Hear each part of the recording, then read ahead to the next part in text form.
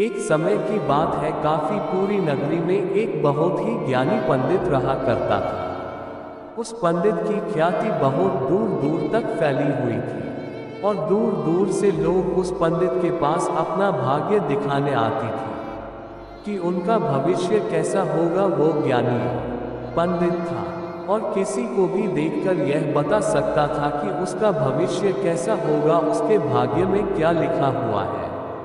व्यक्तियों के भूतकाल, भविष्य और वर्तमान तीनों की बातें बता दिया करता था। वह इन सब के बारे में बहुत ही अच्छे से जानता था। वो इन सब का बहुत बड़ा ज्ञाता था। फिर एक दिन उस पंडित के घर एक तेजस्वी पुत्र ने जन्म लिया और वो बालक धीरे धीरे बड़ा होने लगा।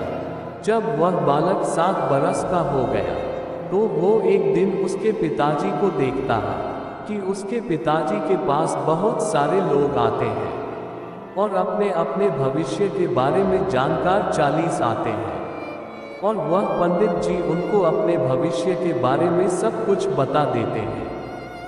फिर एक दिन उस बालक के मन में एक विचार आया कि मैं भी अपने पिताजी से अपने भविष्य के बारे में जानूंगा। फिर वो अपने पिताजी के पास गया और उनसे कहने लगा कि पिताजी, आप संसार के सभी लोगों के भूतकाल, वर्तमान काल और भविष्य काल के बारे में बता देती हैं। आप ज्योतिष विद्या के बहुत बड़े ज्ञाता हो। आप सभी को बता देती हो कि उनके साथ आगे क्या होने वाला है।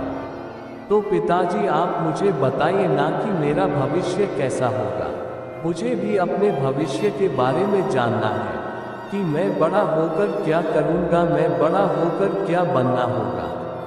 जब पंडित ने अपने पुत्र की बात सुनी तो कहने लगे कि बेटा, अभी तुम बहुत छोटे हो, तुम अपने भविष्य के बारे में जानकर क्या करोगी। जब समय आएगा तो मैं अवश्य ही तुम्हारे भविष्य के बारे में बता दूंगा। जब बालक ने अपने पिता की बात सुनी तो उसे मन में थोड़ा सा दुख हुआ और वो वापस अपनी माँ के पास चला गया और फिर धीरे धीरे समय व्यतीत होने लगा। लेकिन पंडित के मन में अपने पुत्र की बात घर कर गई। फिर एक दिन पंडित ने सोचा कि क्यों ना आज मैं अपने पुत्र का भविष्य देख लूं कि मेरे पुत्र का भविष्य कैसा होगा। ये सोचकर वह अपने पुत्र का भविष्य देखने के लिए पेट आया। उसने अपने सभी ग्रंथ खोले और अपनी भी दावा शक्ति के बल पर अपने पुत्र का भविष्य देखने लगा। जैसे ही पंडित ने अपने पुत्र का भविष्य देखा तो वो अचंभित हुआ, वो चिंतित हो गया। उसके माथे से पसीना छूटने लगा। उसने देखा कि उसके पुत्र का विवाह जो है वो एक नीच जात की मछुआरे की बेटी के साथ होगा। फिर पंडित ने कहा कि मैं तो पंडित हूँ और मैं वेद पुराणों का ज्ञाता हूँ, भला मैं अपने घर में एक नीच जाति की लड़की को कैसे ला सकता हूँ। यही सोचकर पंडित ने कहा कि नहीं नहीं, मैं ऐसा कभी नहीं होने दूंगा। मैं अपने पुत्र के भविष्य को बदल कर होगा, मैं कभी ऐसा नहीं होने दूंगा। फिर पंडित ने और गहराई से उस गर्भ को देखा तो उस लड़की के बारे में पूरी जानकारी निकाली कि वो लड़की के घर में पैदा होगी। इसके बाद पंडित को पता चला कि गंगा के तट पर 50 कोस दूर एक मछुआरा परिवार रहता है। उस घर में अब तक 4 पुत्रियों ने जन्म लिया है और 5वें नंबर की पुत्री अभी पैदा हुई है। को नवजात बालिका है, उसकी आयु मात्र 6 माह की है और मेरे पुत्र का दीपा उसी लड़की से होगा। तब पंडित ने सोचा कि मैं अपने पुत्र का विवाह कभी भी उस लड़की से नहीं होने दूंगा। मैं अपने पुत्र का भविष्य बदल सकता हूँ और मैं बदल कर रहूँगा और मैं इसमें समृद्ध भी हूँ। जब मैं भविष्य देख सकता हूँ तो मैं उसे बदल भी सकता हूँ। पंडित कहता है कि मैं देखता हूँ कि मेरे पुत्र का विवाह उस लड़की से कैसे होता है। इसके बाद पंडित अपने बेटे के भविष्य को बदलने के लिए उसकी किस्मत में जो लिखा है उसको बदलने के लिए अपने वेद शास्त्र उठाकर उस मछुआरे के घर चल देता है। जब पंडित मछुआरे के घर पहुंचता है तो मछुआरा पंडित को देखकर बड़ा पसंद होता है और कहता है कि एक विद्वान पंडित आज मेरे घर आए है। इसके बाद मछुआरा पंडित का खूब स्वागत करता है और पंडित से कहता है कि मैं तकने हूँ। जो मुझ जैसे गरीब के घर पधारे हूँ, यह मेरे लिए सौभाग्य की बात है। मछुआरे की बात सुनकर पंडित मछुआरे से कहता है कि मैं तुमसे एक बात जानना चाहता हूँ, क्या अभी 6 महीने के भीतर तुम्हारे यहाँ किसी लड़की का जन्म हुआ है? क्या? तब मछुआरा कहता है कि हाँ महाराज, अभी में 6 महीने पहले ही एक पुत्री का जन्म हुआ है और वह बहुत ही सुंदर है। फिर पंडित कहता है कि मैं तो दूर से ही देखकर सब कुछ बता देता हूँ। मैं इस मार्ग से जा रहा था तो मैंने देखा कि तुम्हारे घर के ऊपर घोर संकट आने वाला है। जब तक वह पुत्री तुम्हारे घर में रहेगी तो तुम्हारे घर में कोई भी पुत्र नाम नहीं लेगा और तुम्हारे घर में शांति छाई रहेगी। मछुआरे, अगर तुम अपने घर में पुत्र को देखना चाहते हो और घर में सुख शांति देखना चाहते हो तो तुम्हें उस पुत्री को अपने घर से बाहर निकालना होगा। पंडित की बात सुनकर मछुआरा पंडित से कहता है कि ही महाराज, वो तो एक नवजात बालिका है, उसकी आयु तो अभी 6 माह की हुई है और मैं उसे कहाँ छोड़कर। तब पंडित कहता है कि देखो मछुआरे, जब मैंने तुम्हें तुम्हारे संकट के बारे में बताया है तो मैं तुम्हें उससे निकलने का उपाय बताऊंगा। फिर पंडित मछुआरे से कहता है कि मेरी कोई पुत्री नहीं है, तुम तुम्हारी पुत्री को मुझे दे दो, मैं उसका अच्छे से लालन पोषण करूंगा और जब वह बड़ी हो जाएगी तो मैं उसकी शादी कर दूंगा। मंदिर की बात सुनकर मछुआरा कुछ हो गया और मन ही मन सोचने लगा कि मेरी पुत्री एक पंडित के घर में रहेगी तो उसकी जिंदगी बदल जाएगी, यहाँ तो वह गरीबी में पड़ी रहेगी। यही सोचकर वह अपनी पत्नी के पास गया और वहाँ से उसे माँ की पुत्री को उठाकर ले आया और पंडित को सौंप दिया। फिर बंदी से बोला कि महाराज, आज से आप इसके पिता हैं। पंडित तो यही चाहता था कि उसे वो पुत्री मिल जाए। फिर मछुआरा कहता है कि ही महाराज, वैसे भी मैं बहुत गरीब हूँ, इसीलिए आप मेरी पुत्री को ले जाइए, मेरे से इसका छलान भूषण आप करेंगे। इसके बाद पंडित उस पुत्री को लेकर मछुआरे के घर से चल देते हैं। रास्ते में बंदी सोचता है कि यदि मैं इस पुत्री को मारूंगा तो मुझे बाल हत्या का पाप लगेगा। फिर पंडित एक लकड़ी का बक्सा लाता है और उस बक्से में उस पुत्री को रखकर गंगा माता के जल में बहा देता है और मन ही मन सोचता है कि ये बक्सा बहुत दूर जाने के बाद अपने आप ही डूब जाएगा और यह लड़की मर जाएगी। परंतु भाग्य को तो कुछ और ही मंजूर था, क्योंकि इस दुनिया में कोई भी ऐसा व्यक्ति नहीं है जो नियति को बदल सके, जो आने वाली घटना को रोक सके। उस लड़की की भाग्य में जो लिखा था, इसीलिए वह बक्सा उस नदी में नहीं डूबता है, वो बहता हुआ चलता रहता है। चलते चलते वो बक्सा काफी दूर पहुंच जाता है।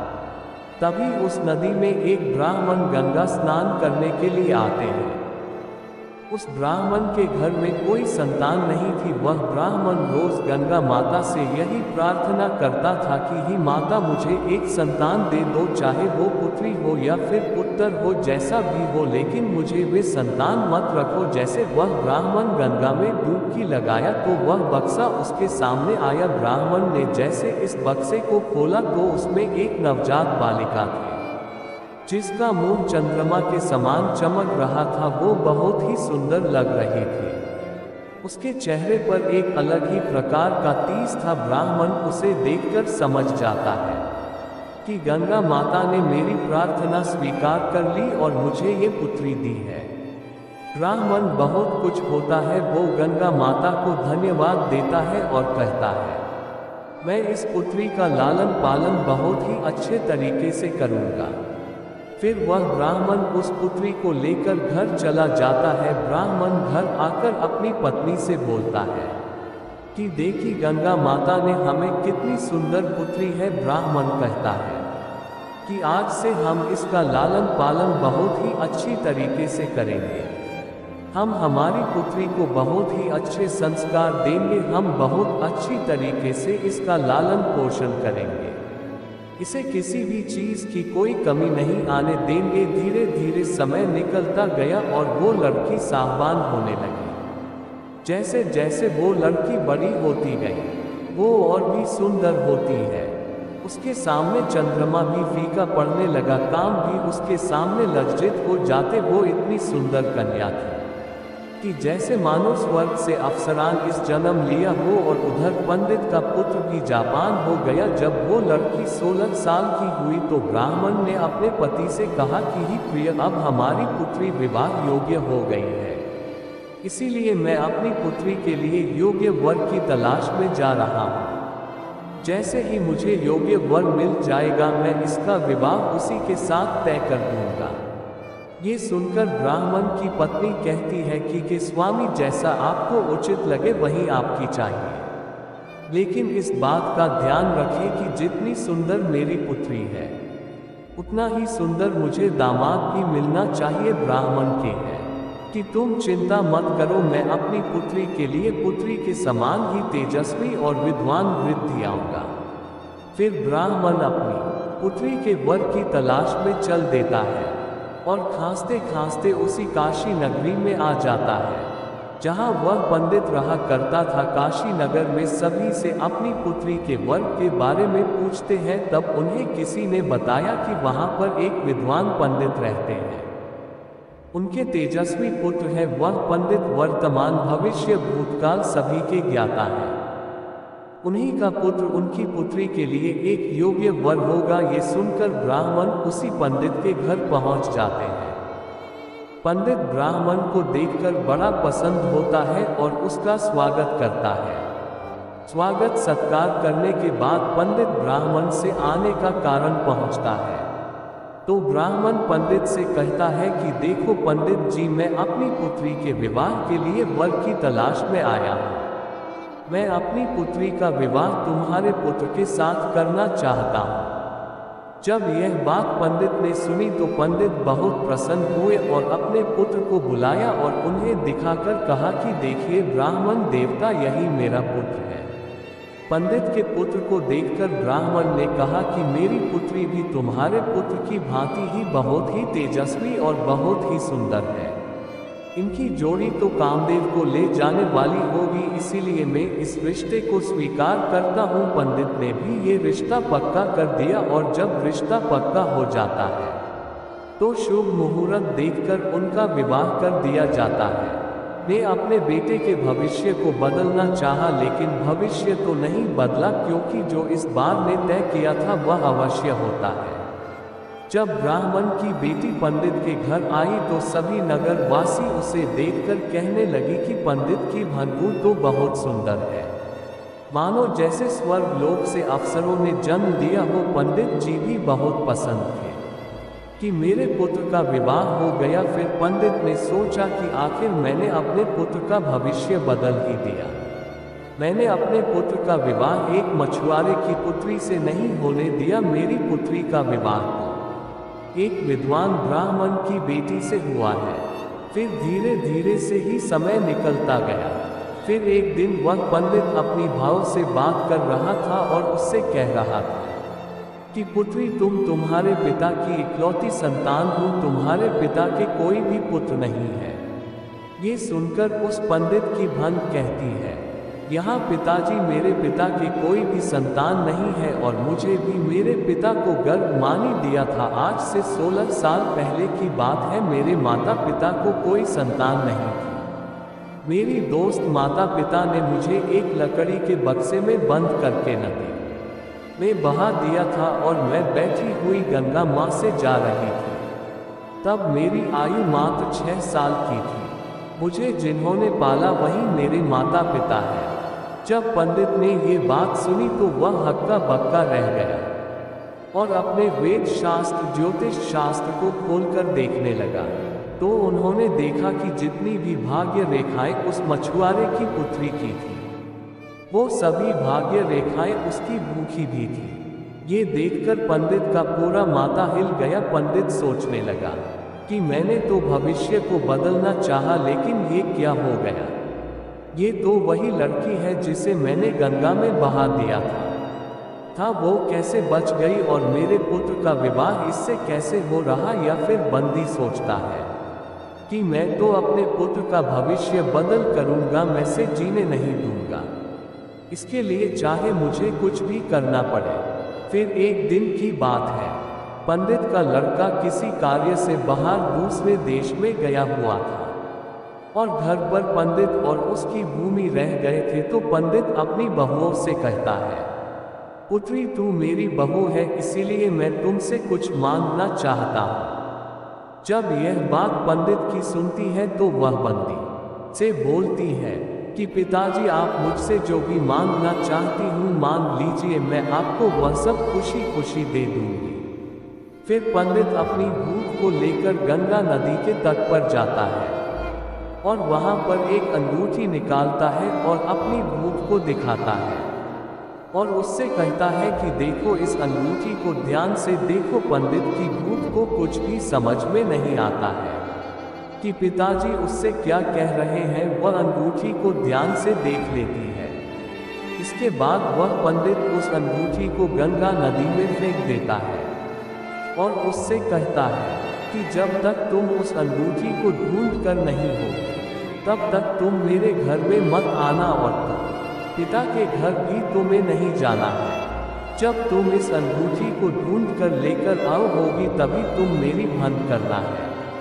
मंदिर की बात सुनकर उसकी भाभी बोली कि पिताजी आप ये क्या कह रही हैं? तो पंडित ने कहा कि पुत्री मैंने जो कह दिया वो कह दिया है, तुम्हारे ऊपर है कि तुम वचन को पूरा करती हो या फिर नहीं। मछुआरे की बेटी अकेली पड़ गई और उधर वह पंडित खुशी खुशी अपने घर लौट आया और विचार करने लगा कि ये मोतियों से नहीं मिलेगी और मैं अपने पुत्र का विवाह किसी ब्राह्मण की कन्या से करवा दूंगा। मैं देखता हूँ कि मेरे पुत्र का भविष्य कैसे नहीं बदलता है। उधर मंदिर की बहुत सोचने लगती है कि हे भगवान अब तो मैं अपने घर भी नहीं जा सकती, मैं वचन में बंधी हुई हूँ। मुझे कोई और रास्ता देखना होगा। मैं इतनी बड़ी नदी में उस अंगूठी को कैसे दूर होगी? मुझे तो टीना भी नहीं आता। फिर पंडित की भंग वहाँ से चल देती है और चलते चलते दूसरी नगर में पहुँच जाती है। उस नगर में वहाँ एक सेठ के घर पहुँचती है और सोचती है कि आज की रात में यहाँ विश्राम कर लेती है, कल की कल सोचूंगी। ये कहकर वो से का दरवाजा खटखटाती है। ये सेठ के घर का दरवाजा खटखटा रही थी। वो शेर तो संतानहीन था। वो कहते हैं ना कि जब किस्मत अच्छी होती है तो सब कुछ अच्छा होता है। जैसे ही से दरवाजा खोलता है तो वह उस लड़की को देखकर उससे कहता है कि बेटी तुम कहाँ से आई हो और तुम कौन हो? तब वो लड़की बोलती है कि वे को सेठ जी मैं धरती की झेली और आसमान से भटकी हूँ। मेरा कोई भी नहीं है, मेरा सब कुछ समाप्त हो चुका है। मैं वहीं रह जाऊँ जहाँ मुझे 2 वक्त का खाना नहीं जाएगा। ये सुनकर सेठ और सेठानी उस लड़की से कहते हैं कि बेटा तुम यहीं रहो, वो हमारे वैसे भी कोई संतान नहीं है। वो लड़की उस सेठ के घर रहने लगती है। वो शेर बहुत ही पैसे वाला था और सौभाग्य की बात तो ये थी कि वो शेर जब भी कोई पूजा या के करवाता या हवन कर पाता तो वो काशी के उसी पंडित को बुलाता था जो उस लड़की के ससुर थे। इसीलिए पंडित और सेठ के मध्य मित्रता भी बहुत गहरी थी। लेकिन सेठ को इस बात का पता नहीं था कि ये लड़की है वो उसी पंडित की भूत है। जैसे जैसे समय बीतता तो वह ब्राह्मण उस मंदिर के पास अपनी पुत्री के विवाह के लिए आता है। पंडित उस ब्राह्मण से कहता है कि ही ब्राह्मण मैं आपका रिश्ता तो स्वीकार कर लूंगा, लेकिन उससे पहले मैं आपकी लड़की को देखना चाहता हूँ। तो ब्राह्मण ने कहा कि ठीक है आप लड़की को देख सकते हैं। उस ब्राह्मण ने एक समय निर्धारित कर दिया कि आप उस कमी आई है और हमारी लड़की को देख लेना। फिर कुछ समय बाद पंडित का बेटा भी विदेशी आ गया। पंडित ने अपने बेटे से घड़ियाली आंसू बहाते हुए कहा कि बेटा तुम्हारी पत्नी गंगा नदी में स्नान करते समय डूबकर मर गई और मैंने तुम्हारा विवाह एक दूसरी कन्या से नेता किया है, इसीलिए तुम मेरे साथ उस लड़की को देखने चला। लड़का अपने पिता की बात सुनकर बहुत दुखी हो जाता है। और कहता है कि मेरी पहली पत्नी तो समुद्र में डूब के मर गई। फिर वो लड़का अपने पिताजी से कहता है कि आप तो सबका भविष्य देखते हैं, तो आपने मेरा भविष्य क्यों नहीं देखा? अगर आपने ये देख लिया होता तो मैं अपनी पत्नी को डूबने से बचाया था। ये सुनकर पंडित बोला कि बेटा अभी बहुत समय नहीं है, जो मैं तेरा भविष्य को इसके बाद पंडित और उसका पुत्र लड़की देखने के लिए चल देते हैं। उधर एक मछुआरा नदी में जाल डालता है। जिस नदी में पंडित ने अंगूठी फेंकी थी, उस अंगूठी को एक मछली ने निगल लिया था और वो मछली जाल में फंस चुकी थी।